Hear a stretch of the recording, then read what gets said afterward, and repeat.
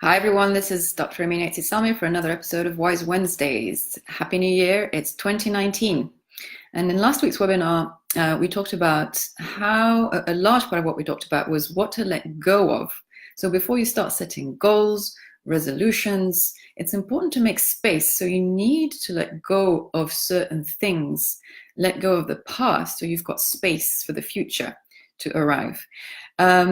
So one thing, or in the equation of success, let's say, that can predict the success of your resolutions or goals and aspirations is what you're willing to let go of.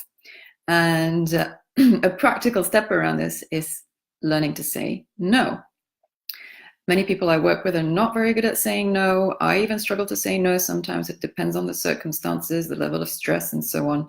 But learning to say no is a commitment to your vision and your path, because you can't do everything. And if you don't learn to say no, and you say yes when you shouldn't, you are essentially betraying yourself. You're betraying your vision and your mission, and you're giving in to something that isn't right. Of course, this is quite deep work that we sometimes have to do to really understand what we really want and want to say yes to and what we want to say no to. But it's important to practice saying no in the easy situations, so you know when to say no in the more difficult ones. And I'm sure there are plenty of situations you can practice on a daily basis where you say no when you mean to say no. So the first thing around enhancing your success is to learn to say no. So what you're willing to let go of. The next thing is what you're willing to step into. So you can stay in the status quo, and it's likely that not much is going to change, except what will change by default, because life is always changing. But we all have in us possibilities. We all have a range of possible futures.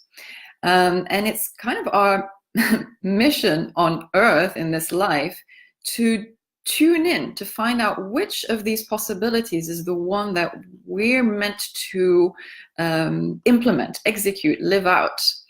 And that's what creates meaning in life. That's what brings us meaning. It's this feeling that you are fulfilling your potential, your destiny, your path, you're walking your path. So what you're willing to let go of and what you're willing to step into is going to set the scene for your success. Making the right choices around what to let go of and what to step into is what going to set the foundation for your success.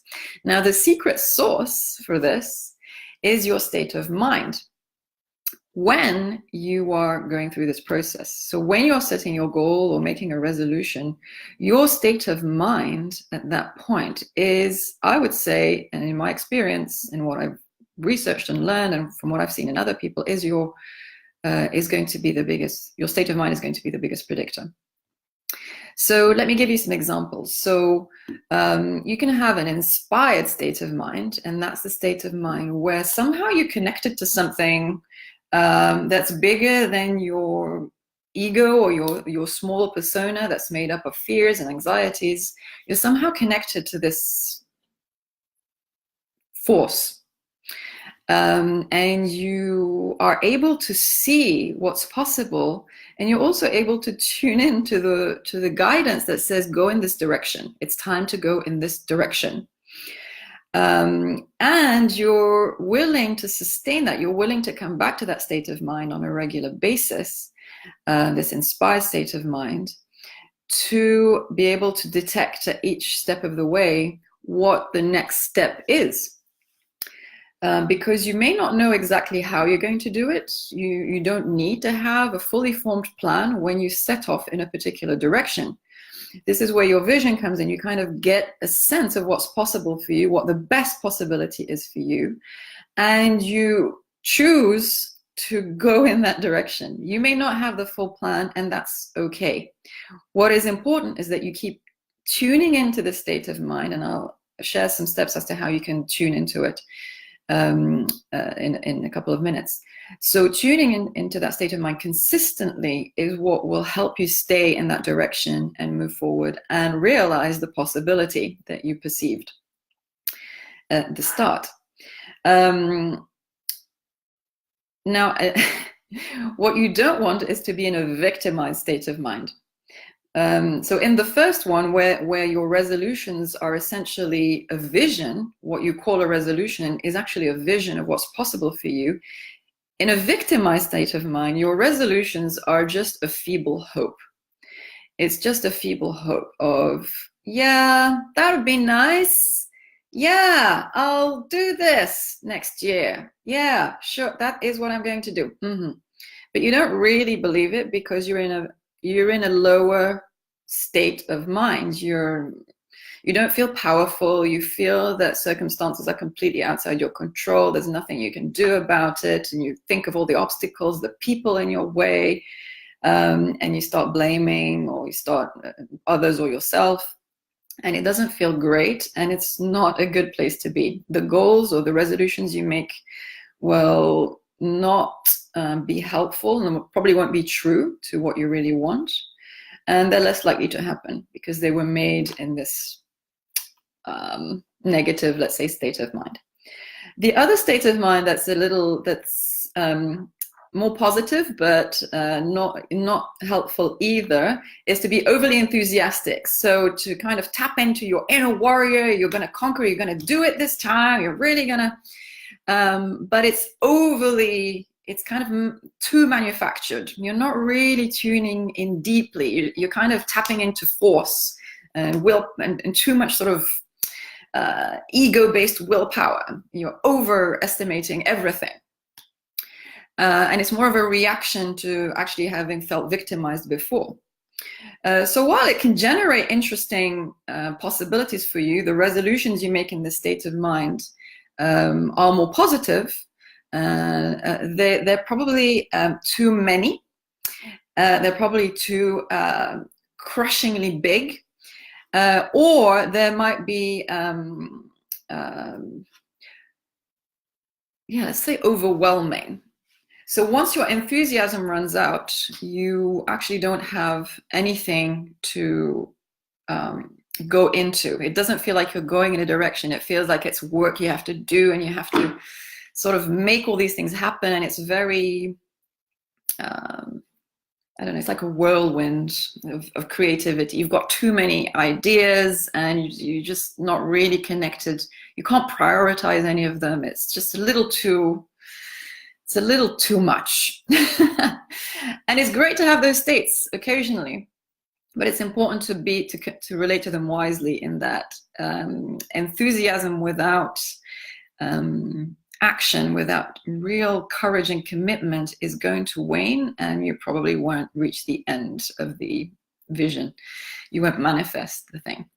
All right, so try and cultivate an inspired state of mind, and watch out for the victimized state of mind or the overly enthusiastic state of mind when you're making your resolutions or your goals. It's still time to make resolutions. It's only the 2nd of January. And so how do you cultivate this inspired state of mind? Well, there's plenty of science around how to really set goals and achieve them. And there's also plenty of ancient spiritual wisdom around how to fulfill your potential and live the most meaningful life you can. So I'm going to share 2 things to let go of from 2018 that scupper this inspired state of mind, and 2 things to embrace or take forward into 2019. So 2 things to let go of. 1, experiences that are complete. And what do I mean by this? Experiences that are complete are experiences that are complete. It's finished, it's over. It might be a project, it might be a job. And the way to think about it, or I'd suggest thinking about it, is like a relationship. When you know the relationship is over, it's finished, it's had its lifetime, there's been good times, there's been bad times, and it's over now. Both of you need to move on. And if you try to stay together, it doesn't benefit you, and it starts to suck the energy out of you, and you both start to actually lose power. Or sometimes one of the people gains a lot of power and the other is sucked dry. But you have a sense. The point I'm trying to make is that you have a sense. It's finished. This is done. And that is deep wisdom. That's a sense of what's true. So see if you can tune into that for your other things. It could be a job, it could be a home, it could be a situation, it could be a project, it could be anything. Any goals you may have had, that it's done, it's finished. It may not be sort of realized, but you know somehow that that's it. There's something else coming. So let go of experiences that are complete. And I'm deliberately not giving specific things because I want to give you more of a format and you can fill in the gaps. And the second thing that's kind of related is to let go, if you can, and this is a practice, of the noise. Let go of all the noise. You may have heard of the Pareto principle that says that 80% of your results or what you want comes from 20% of your actions. And that's because most of our thinking is kind of noisy and redundant, which means that then we take actions, we do things, we expend our energy in ways that are redundant. And why would you do that if you knew better? So letting go of the noise is a practice. At least start with an intention that you will let go of the noise. Even if it's there, you're not giving it too much attention. And meditation obviously is very helpful with this. Any self-reflection practice that forces you to really concentrate and articulate rather than just be at the behest of all the noise that's in your head and experience all the anxiety that's related to it and then just dart in different directions or make the wrong decisions. So meditation, journaling, self-reflection, coaching, personal development, inspiring conversations. You can be coached by a friend, right? You can be in an inspiring, real conversation where you can be who you are, discover what is going on for you, just as in a space where you have a sounding board with anyone. In coaching, there's the idea of the lamppost effect, where talking to a lamppost can solve many of your problems because you are going through that process of self-reflection and expression. So that was the second thing to let go of. So let go of complete experiences and let go of the noise from 2018. Things to take forward into 2019 are, number one, joy. Any joyful experiences or things that bring you joy. I would focus on the experiences rather than the things. Commit that to your memory. And how do you do that? You do that by visualizing it, bringing it to mind. Bring the memory of the moment in which you experienced joy or the thing that gave you joy. Bring it to mind and let it literally transform your state. Let it transform your physiology. A form of this is gratitude practice. So you can think about what you're grateful for and really let it seep through. It's not just a thought. It's an idea with a physiological impact. And as you experience that impact, the quality of your thinking improves and your state of mind improves. You become more inspired and less victimized and so on. So commit those joyful experiences to memory. Take the joy forward. And what brought you joy in 2018 may be completely different to what brings you joy in 2019. But it's important to memorize that experience and allow it to take more of your general life experience. And you do it first this way. So you can use a gratitude practice, or in the webinar, we also named what, I invited people to name what they were proud of in 2018. So think maybe of what you're proud of in terms of your accomplishments. And it doesn't have to be something big. It doesn't have to be a concrete thing. It can be a quality that you displayed and really cultivated in yourself, like patience or tolerance or discipline or whatever you want. And so the second thing after joy to take forward from 2019 are your insights. So an insight is a brainwave. It can be a shift in perspective where you see yourself in a different light, and so you learn something about yourself, or it can be something about others, relationships, the world. Basically, your experience is enriched because you've suddenly understood something. And because we live in a knowledge kind of an information economy, we kind of take them for granted. And we can become insight junkies. So you might get an insight about something and think, yeah, it's great. I understood this thing about myself. And then it kind of fades away. And then a few years later or sometime later, you have that same insight again.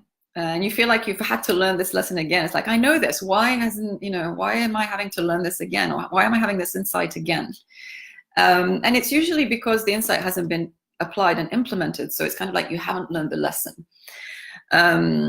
But learning a lesson sounds a little bit punishing and negative. So here I'm talking about it in terms of an insight and understanding about life and applying that. So taking it to its complete logical conclusion, or its complete realization. What does this insight mean?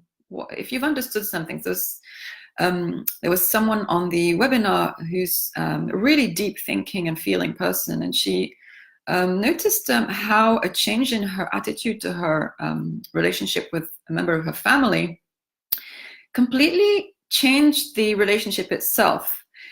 She didn't do necessarily anything different. She just changed the perspective. She was more loving, more tolerant, and she stopped expecting things that she'd been expecting for a long time, for years, from that particular relative.